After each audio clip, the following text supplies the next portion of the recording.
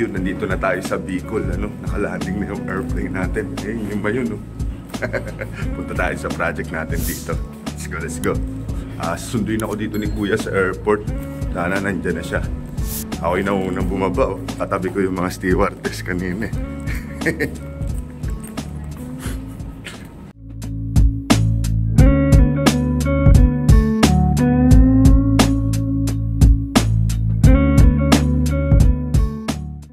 Kasama ko na nga si Kuya ngayon dito sa Bicol at nakakuha kami ng perfect spot para mag-selfie, ano? Tara. Picture muna tayo. Sabi daw nila, yung Mount Mayon na yan, pagka dumating ka daw dito at nagpakita yan, ibig sabihin, mabuting tao ka, mabait ka. Ay, nagpakita sa akin, no? Ayos, oh. Welcome to Bicol. Ayun yung ano yan? Tugigaraw. Yan yung Albay, Legazpi. Yan na yung Legazpi, dyan tayo pupunta. Alright. Tara. Konti na lang, pupunta na tayo dun sa site, no? Picture taking muna tayo sa Bulkang Taal. Alright. Uy, napapa ako. Okay.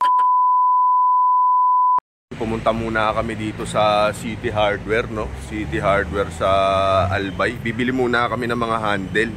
Wala pa mga handle nga pala yung mga closet natin dun sa project natin, tapos kabit na rin natin mamaya. Tulungan din natin sila doon, dami pang gawain doon, ano. Siguro itong maghapon na to, bakbakan talaga doon para try namin matapos para bukas makapasyal naman tayo, ano. Alright, let's go. Ayun, no, dito kami muna magde-date ng kuya ko sa City Hardware. Alright. Wala kaming ibang mapwestuhan na mapagde-datean, kaya dito na lang. Dito lang kami papasyal. Wala City Hardware doon sa atin, eh. Let's go. Ano dyan? Tara. Ito yung mga handle. Eh, ang ganda, oh. Kaso, ano, ang mahal. Mga handle pa. Yung napili natin ng mga handle, ay, magaganda to. Gugustuhan siguro to ni Sir.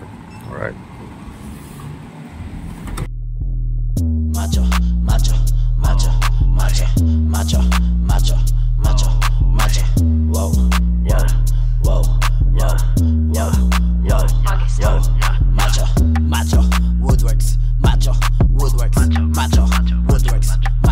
Woodworks. Yeah, we do it all day, one colorway. Yeah, we do it all day, one colorway.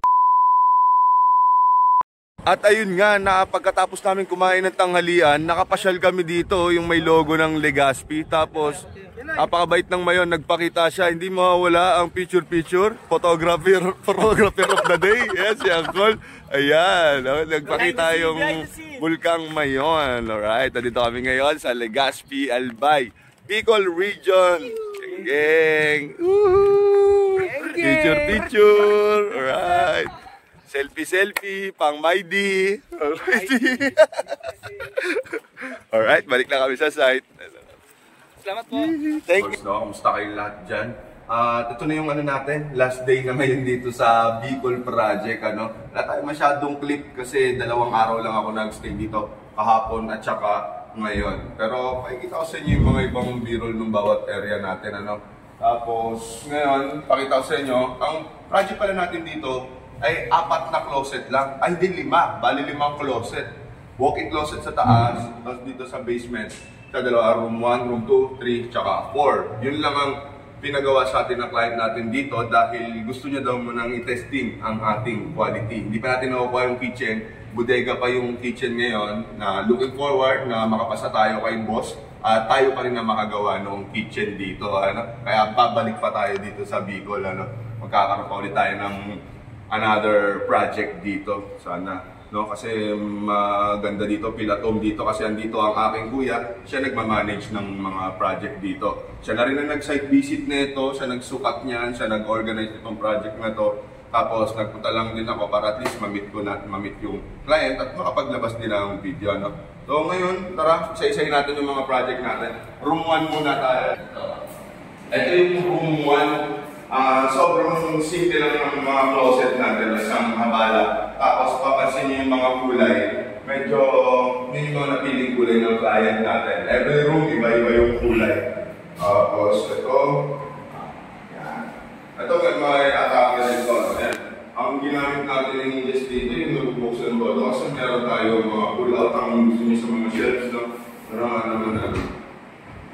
Pero, ano rin to, no? Nakakapagod din to. Eh, mga uso na ngayon daw yata. Ganyan, nahihiga na yung mga shelves, no? Tapos dito meron mangiran, ayan. Tapos drawer sa simpleng cabinet lang din, no? Kaya punta naman tayo sa room 2, right?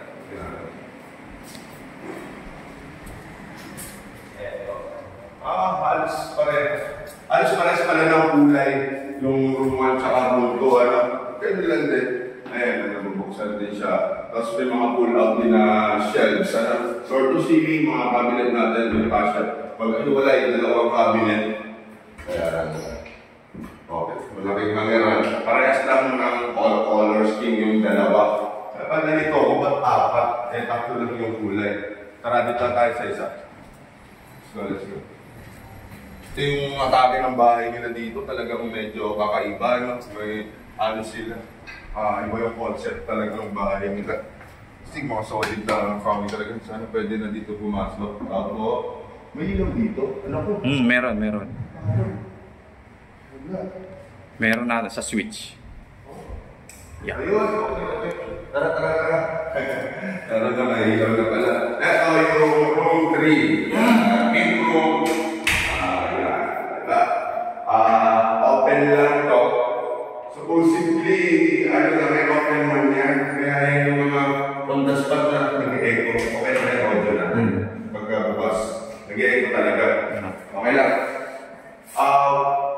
Nakita niya yung mga glass door natin dun sa masters. Nag-decide siya na lagyan din daw ng glass door. Eh, wala kami mga materials dito. Tapos ito, naka-flash ko dito. Kaya on the spot, tinabasan to. Pinapyasan niya, tapos inatras para preparation din na maging lalagyan natin siya ng glass door. Kasi sa plan talaga open lang, hindi namin napagandaan kaya naka-flash yan. Yan yung mga nakapilang room to, pati yung sa kabila, nilalagyan ng salamin. Ayun yung mga nagpadinig din sa atin. Kaya umabot kami dito na total of 6 days. Yun nga lang, abot din talaga ng 7 days kasi yung araw biyahe, sa araw yung biyahe dito, tinawid natin yung truck natin dito. Tapos nag-bus yung dalawa. Tapos naman natin nakarating sila dito ng gabi. Tapos makbak na kagad kinabukasan. Kaya total lang ng 6 days sa 5 closet. Magtrabaho rin hindi rin basta-basta pocket closet or collapse kasi tulaan. Dito pa ito inassemble. Kaya talagang nagtatang ko lang sa shelves. Okay. Tara. May mga ilaw yung lahat. Kaso hindi pa nakaprepare yung yung electrical ng bahay. Pero na-test naman ko lahat na ilan lang namin sa outlet. Naka-groove yan lahat ang ilaw niyan, yung mga diffuser yan. Na tinest lang namin siya doon mismo sa harap ng electrician para at least aware siya na wala problema yung mga ilaw natin. Kaya hindi ko na mapakita na may ilaw siya pag binubuksan. Pero lahat to may ilaw. Ayan, may mga diffuser yan, naka-ready yan. Yan yung isa rin sa mga itong project natin. Nagpa-madugo yung mga electrical. Kaya dito sa JR, siya yung nag-drive yung truck. Kasi siya yung double purpose, siya yung nagkamit ng truck. Tapos siya rin ang maglalatag ng electrical para mabilis. Maduri kasi paghanap ng mga ng mga supply, saan itatap, saan ang switch. Diba? So dito. Ito yung isang room. Ito naman, yung mint green na room. Right? L-type naman to, di ba? L-type. Ang ginawa natin dito pala, guys, yung nakatumbok lang lahat dyan, nakapagod, exposed panel yung atake namin. Para nga naman pagka magkakaroon ng problema, madali lang solusyonan hindi na yung nag-ready isang side. Lahat may exposed panel. Kaya, makikita nyo, tulad nito, may mga on the spot na magkakaroon tayo ng problema. Meron ka lang switch dito, pero sa sukat natin, sumagal tayo dito. Kaya ginawa natin, dito na sa cell panel ng cabinet natin nilagay switch. Malaking bagay na may exposed panel tayo. doble yung board, kaya yung scatter, hindi nakikita sa loob yung mga skeletal na switch na magaling yung scatter ng ating electrician. So, ganun din. Yung ganun dito. Ito, hangeran. Tapos, ito, hangeran lang din pala ito. At tapos, drawers. Meron pang isa, yung walk-in closet. Gusto nyo bang ikutin natin yun? Nagbabasya pa sila, pero silipin na natin. Tingnan natin kung tapos na. Tapos, nagkakarga na ng gamit. At pupunta kami doon sa Kagsawa Falls pa yun. Kagsawa. At yun yung may nasa pera yun nasa libro yung yung mayon, yung bulkang mayon, tapos yung may simbahan na nasa gilid. Siyempre, hindi kompleto ang Albay Tour pagka hindi tayo nakapunta doon. Kaya papasyal tayo doon, samahan nyo kami. Let's go! Ito, i-open lang natin para makakaya sa akin. Isa yung mga ito sa may maliit na desk. Pero kung shoes ang open yung baba, tapos doon natutuyo yun. Tubig na lang. At so, ayun, papatayin ko muna yung electric fan dahil malakas ang may sounds yan para maganda yung audio natin. Natapos na natin itong master's bedroom natin na walk-in closet. Walk-in closet lang to, parang sila ito ng bahay namin. Finish natin na mapailawan talaga to, pero di pa nakaayos yung connection. Nag-set up lang kami ng wire dito sa gilid para, ayan, ito lang yung nakasaksak, tapos may driver tayo. Para lang mapakita ko sa inyo na may ilaw talaga to. Baka sabihin nyo walang ilaw Ayan, ang ganda nito. Itong na to na may ilaw. Kasi yung kulay niya, beige, tapos warm white ang kulay natin. Pero yung loob ng mga cabinet, pagka binuksan siya, may ilaw din. Pero puti yung ginamit natin dyan. Kasi ang purpose niyan, maliwanag, makita yung laman. Meron dito, nabubuksan ng todo yan para meron tayo yung kailangan todo bukas. Para yung pull out, napupull out siya. Yun yung purpose. Diba? Angas pagka may ilaw yung mga cabinet natin. Yung mga handle na kinabit natin. At yan, ito, hangeran ulit yan. Pero wala itong pull out na drawer. Hangeran lang siya. Tsaka dito, yan, mga hangeran lang siya.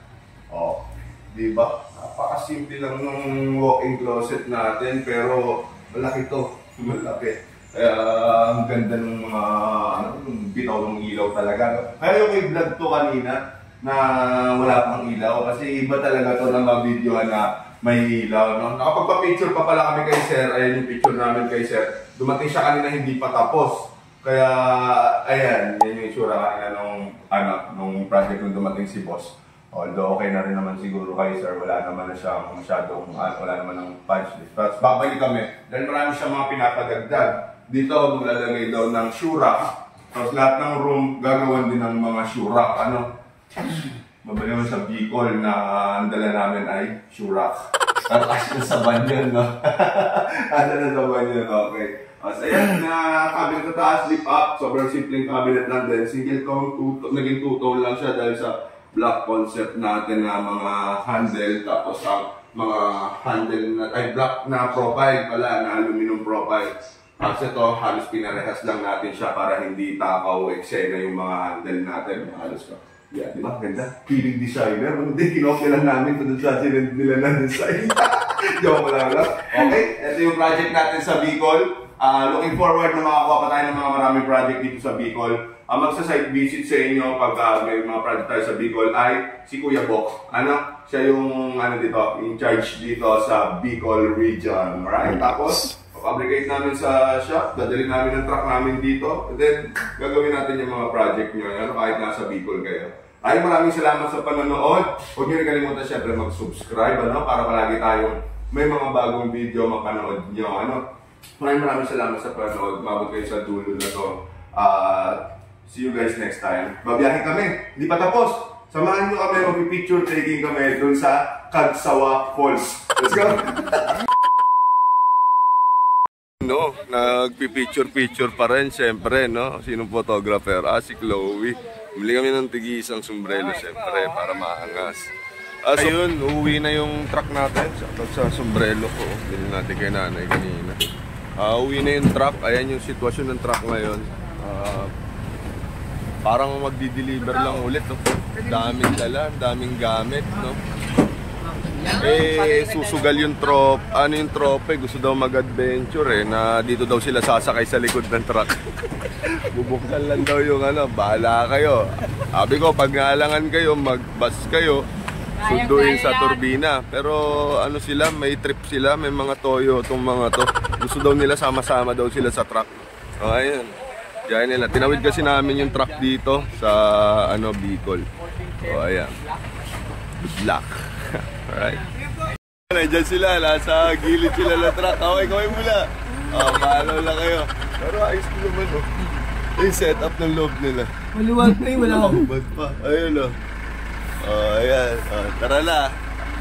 Dali na ako ni Kuya sa... Dinner sana ako sasakay, kaso meron akong meeting ng alas, umagang-umaga bukas.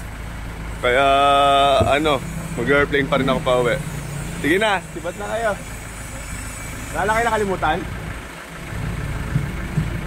Shoutout sa Macho Woodwork sa Bicol. Ayan. At kuya ko, shoutout. Alright. Uwi na kami.